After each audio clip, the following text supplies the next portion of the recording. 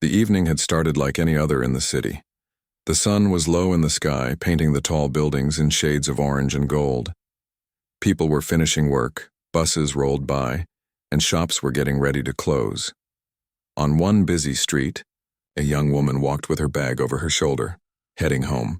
She was tired but calm, just another face among the many rushing to catch their buses or trains. The woman was well known in her neighborhood.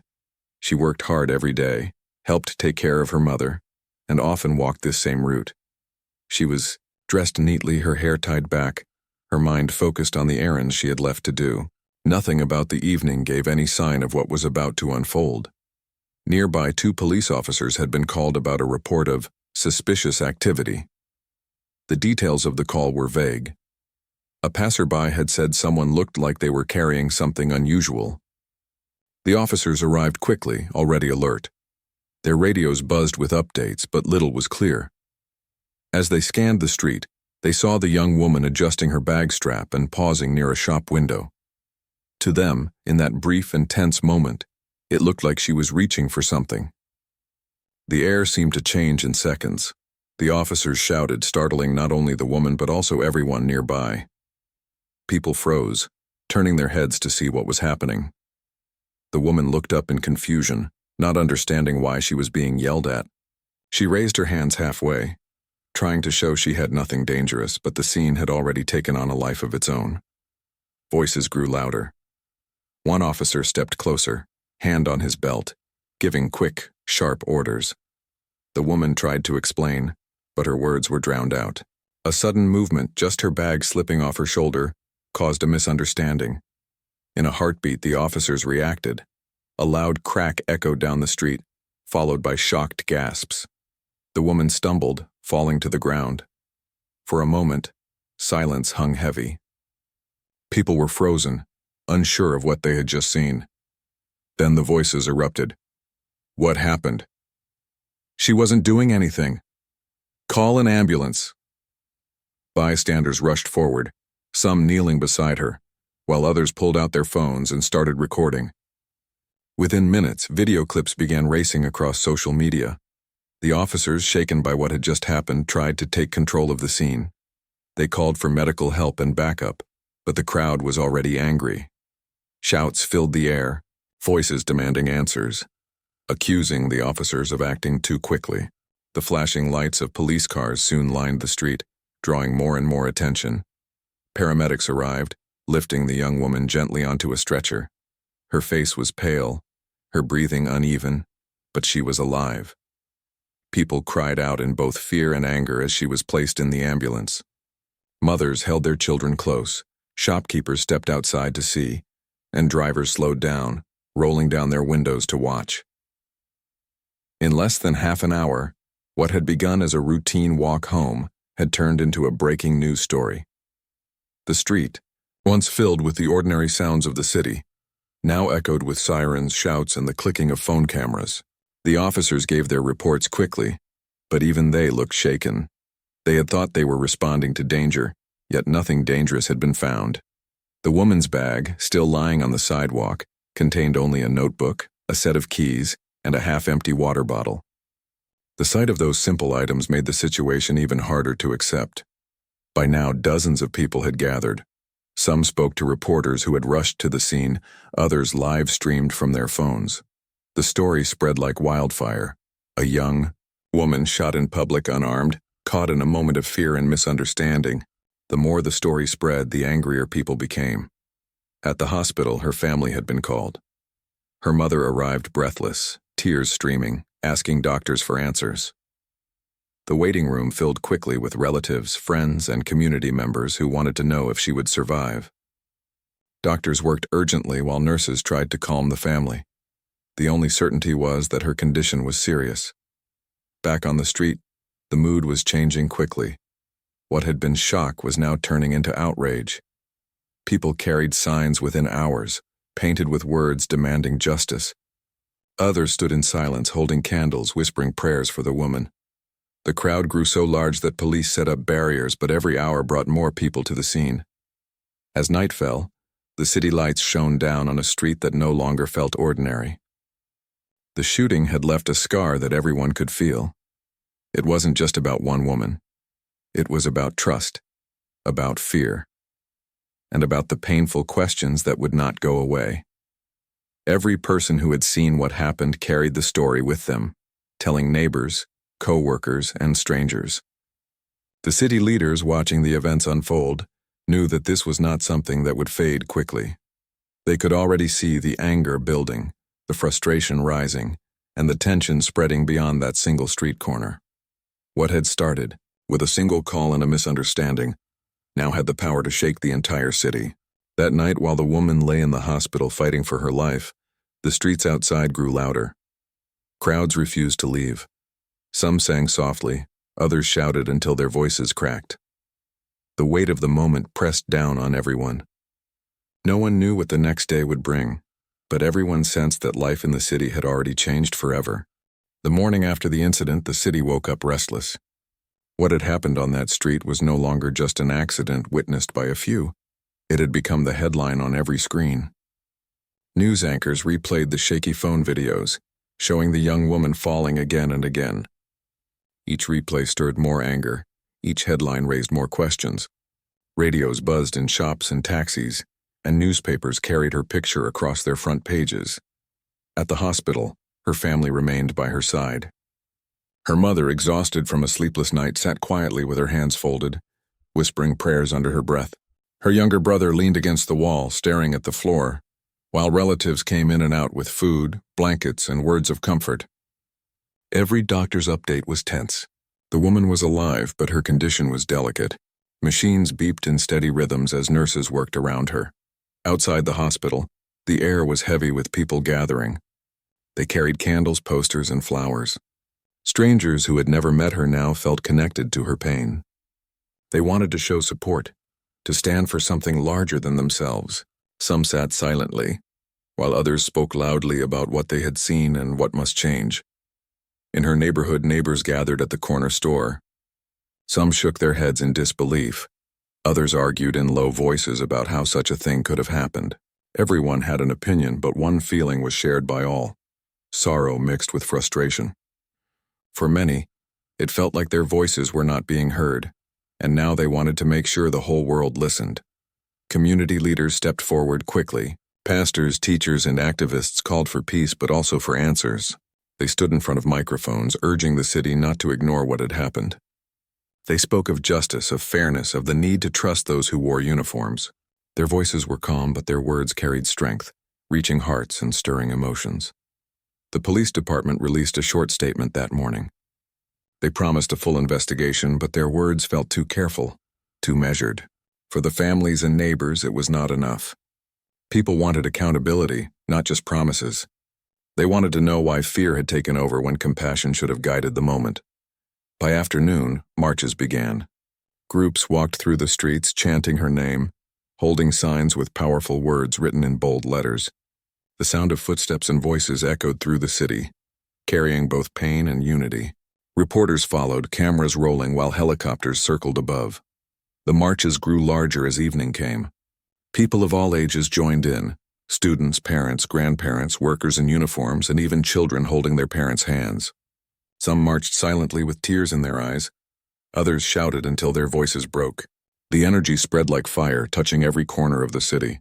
But with the growing crowds came growing tension. Police set up barricades, their vehicles blocking roads, officers standing shoulder to shoulder. The line between the marchers and the officers became sharper as the hours passed. Bystanders watched nervously, wondering if the night would end peacefully or if more pain was waiting ahead. In the crowd, her friends held a large banner with her picture. They remembered her as cheerful, hardworking, always ready to help. They spoke to reporters, sharing memories of her laughter, her dreams of building a better life, and her deep care for her family. Hearing those stories made the tragedy feel even heavier. She was not just a name in the news. She was a daughter, a sister, a friend. Meanwhile, city officials gathered in urgent meetings. The mayor, the police chief, and advisors argued about how to respond. Some wanted calm statements. Others warned that action was needed fast before the situation grew worse. Outside, however, the crowd was no longer waiting for decisions. They wanted their voices heard now, and they wanted change. That night, the hospital was surrounded by more people. Some sang softly, creating a sea of candlelight that flickered against the dark sky. Others shouted into megaphones, demanding answers from those in power. News crews captured both the quiet and the loud, sending the images across the nation. At the same time, social media poured with messages. Millions of people who had never been to the city now knew the young woman's name. Hashtags spread like wildfire, uniting voices across states and even other countries. Celebrities, leaders, and ordinary citizens wrote messages of support, making the story impossible to ignore. Back inside the hospital, her mother pressed her hand gently against her daughter's, whispering promises. "We are with you. You are strong. Do not give up." Doctors moved quietly around the room, focused and serious. Though the family could not know what tomorrow held, they refused to let go of hope. Across the city, the protests carried on into the late night. The voices were steady, the steps determined. But in certain corners, frustration boiled over. A bottle hit the pavement, someone shouted angrily, and the crowd shifted uneasily. Police officers tightened their line, gripping their shields more firmly. Every movement, every sound carried the weight of uncertainty. For many in the crowd, however, the purpose was clear. They were not there to fight. They were there to be seen and heard. Grandmothers handed out water to young marchers. Fathers lifted their children onto their shoulders so they could see the candles glowing across the square. Teenagers sang songs they had learned in church, their voices carrying above the noise. Still, the tension remained. Everyone could feel it, like a storm waiting to break. The city was standing at a crossroads, one path leading to peace and reform, the other to chaos and deeper wounds. Leaders begged for calm, but calm felt far away. As midnight approached, the streets were still alive with movement. The chants had grown hoarse, but they did not stop. The air smelled of sweat, smoke, and determination. Some people returned home, but many stayed, refusing to let the night erase their voices. The story of the young woman had become more than her own. She now stood as a symbol of the fears, hopes, and struggles of many. Her name was written on posters, shouted in chants, whispered in prayers. She was in every headline, every conversation, every heart that beat with anger and compassion. And as the city lay awake, restless and divided, one truth became clear. This was no longer a single tragedy. It was the beginning of something larger, something that would test the strength of the community, the leaders, and the entire nation watching from afar. The third day after the incident, the city was no longer the same. Everywhere people went, they could hear conversations about the shooting. At bus stops, on trains, in coffee shops, and in schools, the story was the center of attention. The young woman's name had become a symbol, and her face was recognized by strangers who had never met her before. Some wore T-shirts with her picture, while others painted banners with words calling for fairness and truth. The streets, once filled with ordinary routines, now carried the sound of chants, footsteps, and restless voices. The city leaders felt the weight of the moment pressing harder each hour. Meetings stretched late into the night as the mayor and her advisors argued over what to do. The police chief sat stiffly in his chair, defending his officers but also admitting that mistakes had been made. Community leaders pushed for immediate accountability, while business owners feared their shops would be caught in the growing unrest. The city's fragile balance was tilting, and no one was sure how to steady it. In neighborhoods across town, families gathered in living rooms to watch the news. Parents tried to explain the events to their children, who asked difficult questions about safety and fairness. Grandparents shared memories of other times when trust had been broken, reminding everyone that the present struggle was not new. These conversations carried both sadness and determination. On the streets, protests grew larger. People from nearby towns drove in to join the marches, carrying food, water, and supplies for the crowd. College students printed flyers overnight, handing them out to passers-by in the morning. Musicians brought drums, and their beats echoed through the avenues, giving the marchers a rhythm to follow. From above, helicopters filmed the massive gatherings, broadcasting the images to the entire nation. But with the growing size of the crowds came deeper concern. Small groups of frustrated young men started to argue with officers at barricades. Words became sharp and tempers ran high. Police tried to hold their line, but the shouts grew louder, and pushing began in some corners. One broken bottle on the ground sent others running, not knowing what might come next. The tension was like a rope stretched tight. ready to snap at any moment. Community elders tried to calm the atmosphere. Pastors held megaphones, reminding the crowd of the need for peaceful strength. Mothers pulled their children away from the heated corners, telling them not to get caught up in the anger. For many, the purpose of being there was not to fight but to show unity, to stand as witnesses for the young woman lying in the hospital. Still, not everyone listened. The longer the night went on, the more the city seemed to lean toward unrest. Inside the hospital, the woman's condition remained serious. Her doctors spoke carefully with her family, explaining that every hour mattered. Her mother stayed at her bedside, refusing to leave, her hand resting gently on her daughter's arm. Each small improvement gave them hope, but each setback left them frightened. Reporters camped outside the hospital doors, ready to deliver any update to the waiting public.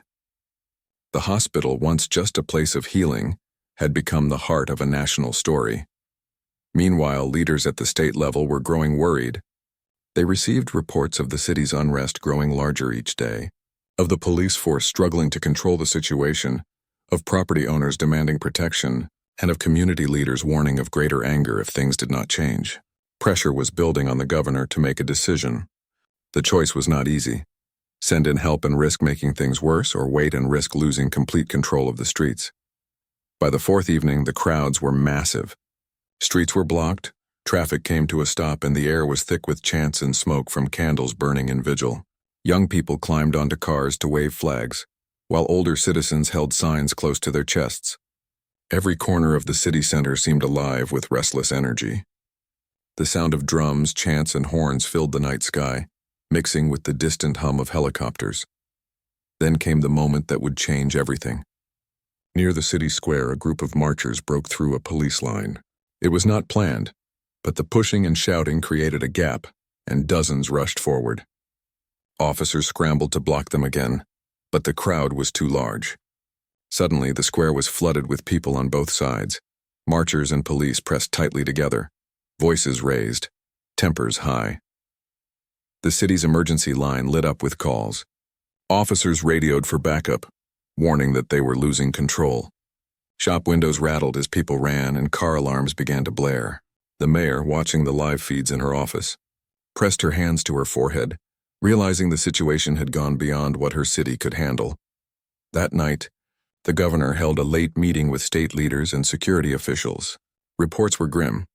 The protests had reached levels that local police could not manage.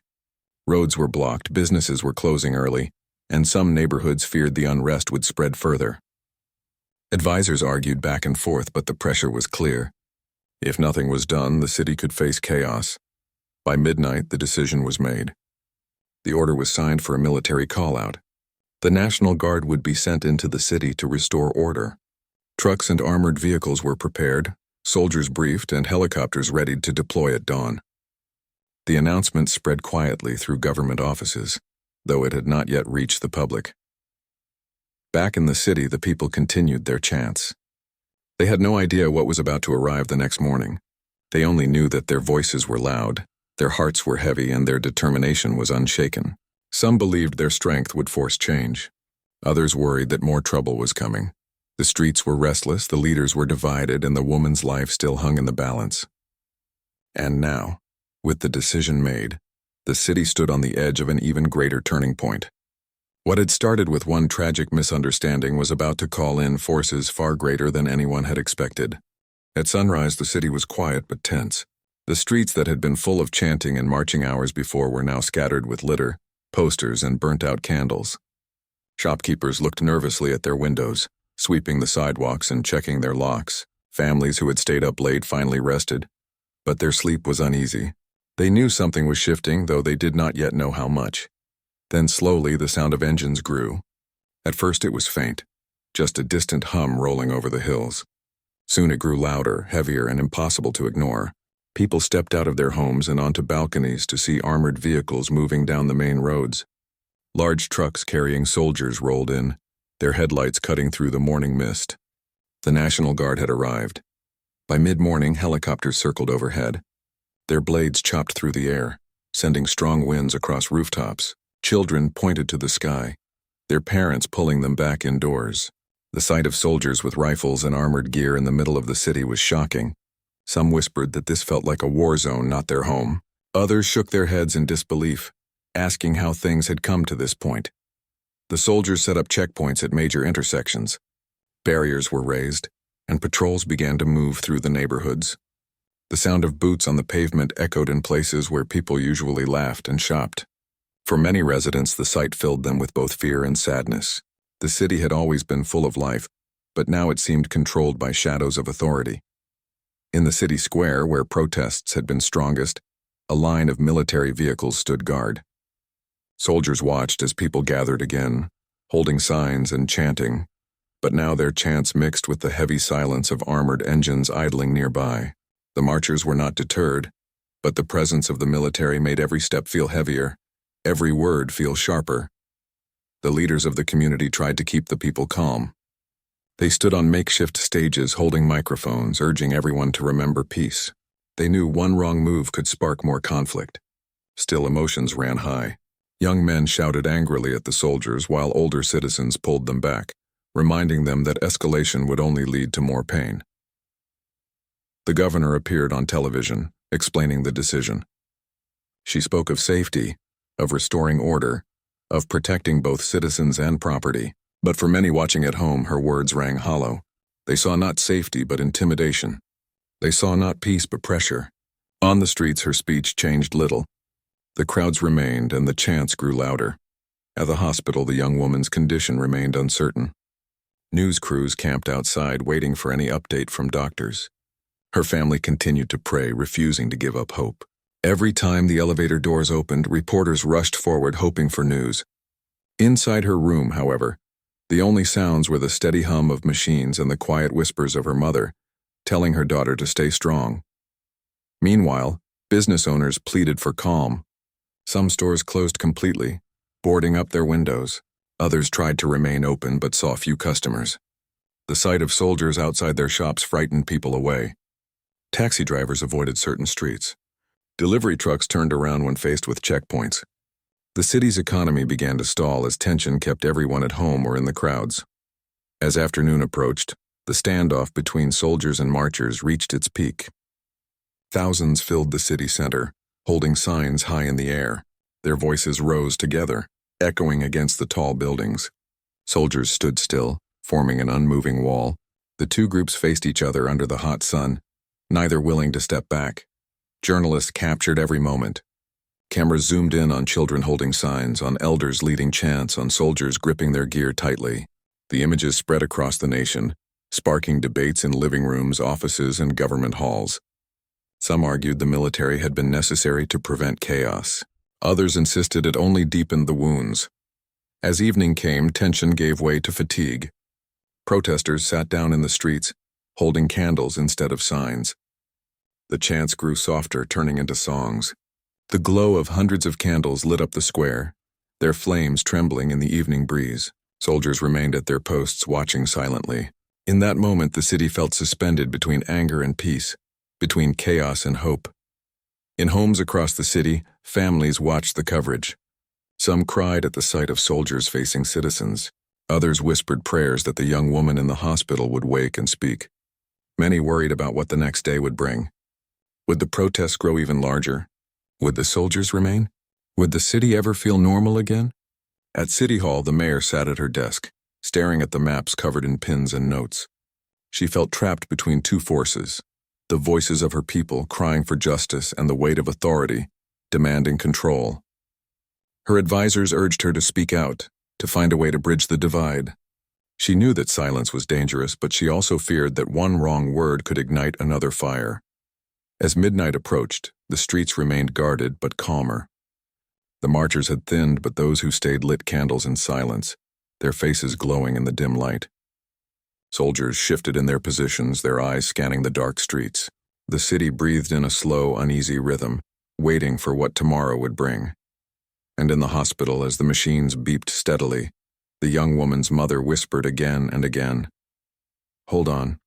We are all waiting for you." The city was holding its breath, suspended between sorrow and strength, with soldiers on the streets and hope still alive in the hearts of the people. The days that followed were unlike anything the city had experienced in years. Streets that had once been busy with laughter, traffic, and ordinary life now carried the weight of memory. Posters of the young woman's face remained taped to street lamps and shop windows. Candle wax stained the sidewalks where vigils had been held, and flowers lay wilted at the gates of the hospital. The arrival of the military had changed the rhythm of the city, but it had not silenced the voices. People still gathered, though now more carefully aware of the soldiers standing nearby. At the hospital, her family kept their endless watch. The mother's chair by the bedside had almost become a part of the room. Nurses often brought her tea and blankets, but she rarely left, whispering to her daughter every hour, "You are strong. You are loved. We are waiting for you." Those words filled the sterile room with warmth. Doctors continued their work quietly, always cautious with their words. But sometimes one of them would offer a hopeful smile, and that was enough to give the family strength to face another day. The community had grown larger around her. Each evening, people gathered outside the hospital holding candles, singing, and sending prayers upward. Strangers hugged one another, united by grief but also by hope. Some came straight from work in their uniforms. Others brought their children so they could learn the importance of standing together. Even people who had never been involved in social issues before now found themselves holding signs, speaking to reporters, and raising their voices. National leaders began to notice. Politicians from other states called for calm and fairness. Well-known figures posted messages online, their words reaching millions. The young woman's name became known far beyond the city. What had once been a local tragedy was now a national conversation. The question was no longer just about what had happened on that one street. It was about trust, safety, and the future of how communities and authorities could live together. Inside City Hall, the mayor finally addressed the public directly. Standing behind a podium, she admitted mistakes had been made and promised that independent investigations would take place. She spoke about the pain of the family, the anger of the people, and the need for truth. Her words were broadcast live, and while some found comfort in them, many still felt they were not enough. They wanted not only promises but also action, real change, and real accountability. For the people in the streets, life became a mixture of routine and resistance. During the day, they went to work, took children to school, and shopped for groceries. But in the evenings, they returned to the squares and sidewalks, holding candles, chanting softly, and reminding the leaders that their voices would not disappear. The soldiers continued their patrols, standing watch. But over time, even they began to exchange small nods with the marchers, silently acknowledging that they were all caught in the same storm. As the weeks passed, the young woman slowly began to recover. One morning, her fingers moved slightly, a detail her mother noticed instantly. A nurse rushed to check her, and soon doctors confirmed that she was showing signs of waking. The news spread quickly, and within hours, people gathered outside the hospital in celebration. They cheered, cried, and held hands as though they were one family. The atmosphere shifted from sorrow to hope, a reminder that life still had the power to rise again even after so much pain. The day she finally opened her eyes, the city seemed to pause. Though she could not speak much at first, her presence was enough. Her mother held her close, tears of relief falling down her cheeks. Reporters waited outside for confirmation, and when the announcement came, cheers filled the air. It was as if the entire city took a deep breath after holding it for so long. Her recovery was slow, but every step forward brought joy. The first time she sat up, her family clapped and cried. The first time she whispered a word, her younger brother hugged her hand tightly. Doctors smiled more often now, and nurses decorated her room with flowers and cards sent by strangers from across the country. She had become more than just a patient. She was a symbol of strength, of survival, and of the possibility of healing. Meanwhile, the military presence began to fade. After weeks of patrols and checkpoints, the vehicles were slowly withdrawn. The soldiers who had once filled the streets now moved out, leaving the city to its people again. Their departure brought relief, but also a sense of responsibility. The citizens knew it was now up to them to decide what kind of city they wanted to rebuild. Community leaders organized town halls, inviting residents to speak openly. In schools, teachers encouraged students to share their feelings through art and writing. Local organizations began projects focused on fairness and rebuilding trust. The tragedy had opened deep wounds, but it had also sparked a movement. People who once felt powerless now found their voices. The young woman herself, though still weak, became a part of that movement. From her hospital bed, she wrote a short message that was shared widely. "I am alive. I am grateful. And I want us to heal together." Those simple words carried incredible power. They reminded everyone that behind the protests, the speeches, and the debates was a human life that had endured, a life that still dreamed of peace. Months later, when she was finally strong enough to leave the hospital, the city welcomed her with open arms. Thousands gathered in the square, not with anger this time, but with celebration. Banners hung high, music played, and candles lit the night not in mourning but in honor. She appeared briefly, smiling weakly but warmly, and the crowd erupted in applause. It was not just her return they were celebrating, but the resilience of the city itself. The incident would never be forgotten. Streets still carried marks of those restless nights, and families still told stories of the day soldiers rolled into town. But alongside the pain was a new sense of unity. People had learned to stand together, to raise their voices, and to push for a better tomorrow. The young woman's survival became a symbol of that lesson, that even when trust is broken, even when fear takes hold, hope can still rise and lead the way forward. And so the city moved ahead, scarred but stronger. The memory of that day remained, not as a wound that refused to heal, but as a reminder of the importance of life, justice, and compassion. The soldiers were gone, the streets were calm again, and the people carried in their hearts the belief that change was possible. The story that began with tragedy ended with resilience, and the young woman, once at the center of fear, now stood as a quiet but powerful symbol of survival and hope for an entire nation.